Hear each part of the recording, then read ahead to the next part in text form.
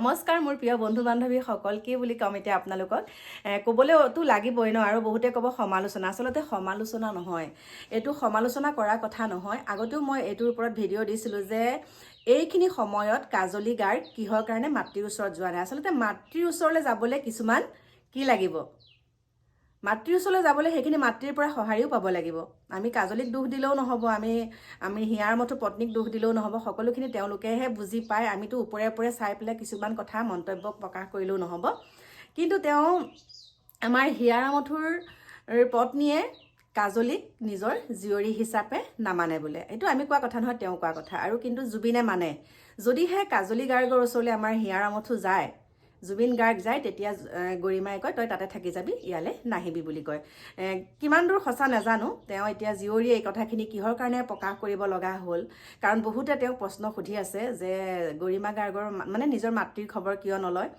আচলতে কিয় নলয় সেইটো তেওঁ স্পষ্টকৈ কৈছে আৰু আগতেও আমি কৈছিলোঁৱে যে বহুত কথা আহি পৰে জুবিনেহে মানে নিজৰ ছোৱালী বুলি গৰিমাই বোলে নামানে গতিকে আপোনালোকে ভিডিঅ'টো চাওক তেওঁ জীয়ৰীয়ে বহুত দুখেৰে কথাখিনি প্ৰকাশ কৰিছে তাৰপিছত ভিডিঅ'টো চালে গম পাব আৰু আপোনালোকে 5 বছৰ পিছত পাপা ঢুকোৱাৰ পিছতহে মায়ে মোক খবৰ লৈছিলে এতিয়া স্লিপিং পিলছৰ পাৱাৰো বঢ়াই দিলে মানুহটো একেবাৰে অৱস্থা নাই নমস্কাৰ মই জুবিন বাবাৰ ছোৱালী কাজলী কৈছোঁ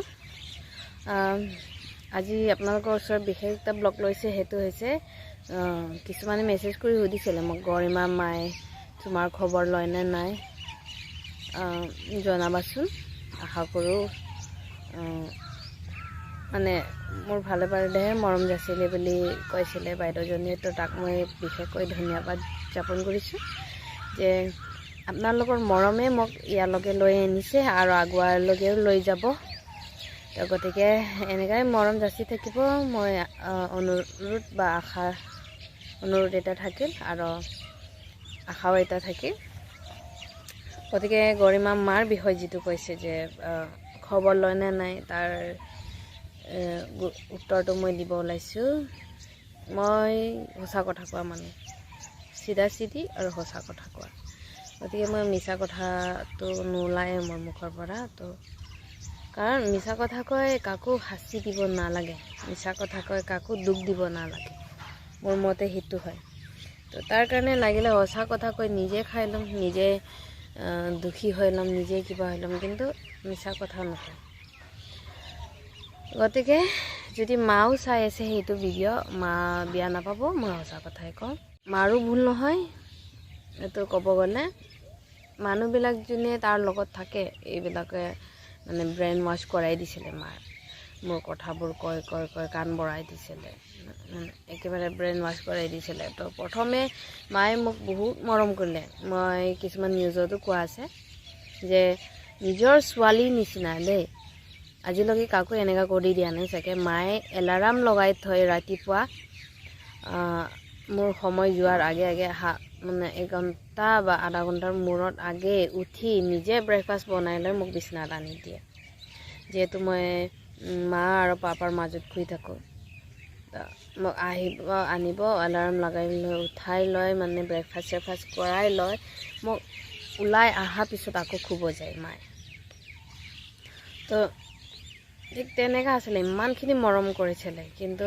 কথাটো হৈছে এই হিংসাটো চব চেছ কৰি দিলে মানে হিংসা আগলৈ থাকিলে কি হ'ব ইয়াক 2 দিনীয়া ছোৱালীক ইমান মৰম যাচিছে সেনেকুৱা টাইপৰ মই কাৰো ওপৰত হিংসা ভাৱ থোৱা নাই কাকো বেয়া নাপাওঁ দুখ পাইছোঁ মই নিজে কষ্ট পাইছোঁ কষ্ট কৰি চলি আহিছোঁ কষ্ট পাইছোঁ কিন্তু তথাপিও মই কাকো দেখুওৱা নাই কাকো কৈ ফুৰা নাই মই কষ্ট পাইছোঁ বুলি মই কষ্টত আছিলোঁ কষ্টৰ পৰাই কষ্ট কৰি আহিছোঁ অকল সেই কথাটো ইমান কষ্ট পাই আহিছোঁ মই জীৱনত সেই কথাটো জুবিন পাপা আৰু মইহে জানো তাৰ বাহিৰে কোনো নাজানে জুবিন পাপাই কিছুমানৰ ওচৰত আহি কান্দি গৈছিলে মোৰ কথা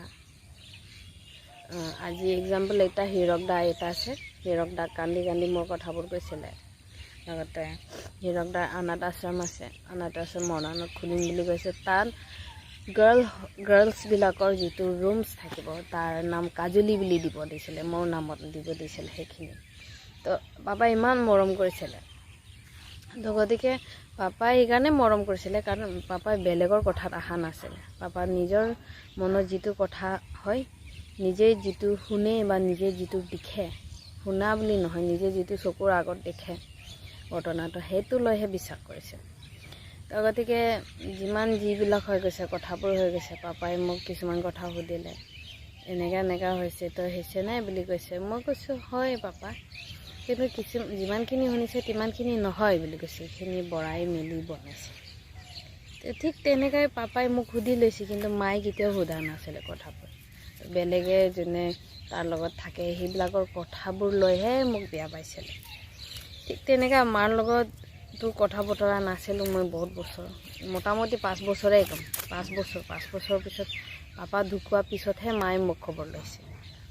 তো এতিয়া বৰ্তমান যদি আপোনালোকে জানিব বিচাৰে মায়ে মোক খবৰ লয় না নলয়, তো মই এইখিনি কথা ক'ব খোজোঁ যে নলয়, মায়ে মোৰ খবৰ নলয়। মই কেনেকৈ আছোঁ কি আছে সেইখিনি নাচায়, কাৰণ সি নিজৰ দেহাটোই চম্ভালিব পৰা নাই, নিজকে চাব পৰা নাই।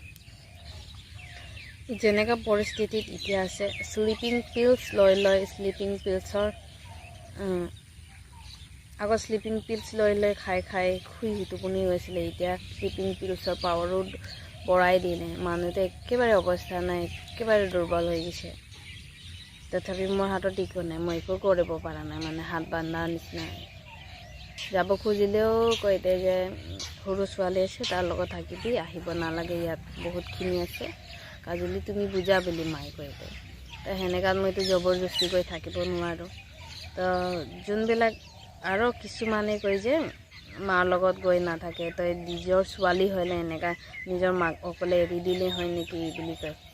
ইহঁতক ক'ব খোজোঁ, যদি ইহঁতেই যদি নিবিচাৰে, মই জবৰদস্তি গৈ কাৰো চিম্পতি দিব নোৱাৰিম।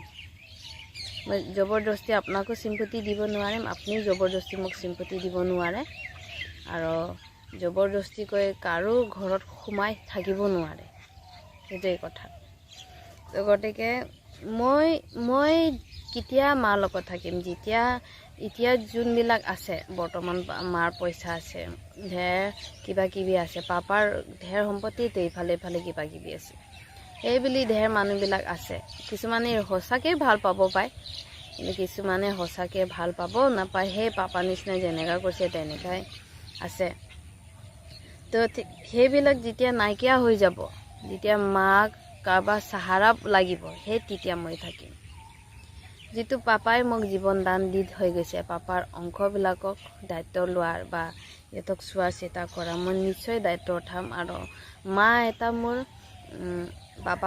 পাপাক ইচ্ছা আছিলে, খুব ইচ্ছা আছিলে, পাপাৰ যেতিয়া নোৱাৰা হৈ যাব, কোনো ওচৰত নাথাকিব, তেতিয়া মই সেই বুঢ়া হোৱাৰ পিছত মই বুঢ়াৰ লাকতিডাল হ'ম বুলি মোৰ বহুত ইচ্ছা আছিলে। তো সেইখিনি হ'ব নাপালোঁ। তো গতিকে যেতিয়া মাৰ তেনেকুৱা এটা চিটুৱেশ্যন আহিব, তেতিয়া মই থাকিম। মই এইটো চবৰে আগত ক'লোঁ, আৰু ক'ব নালাগিছিল, লগীয়া প্ৰয়োজনো নহয়, তথাপি মই জনাই দিছোঁ।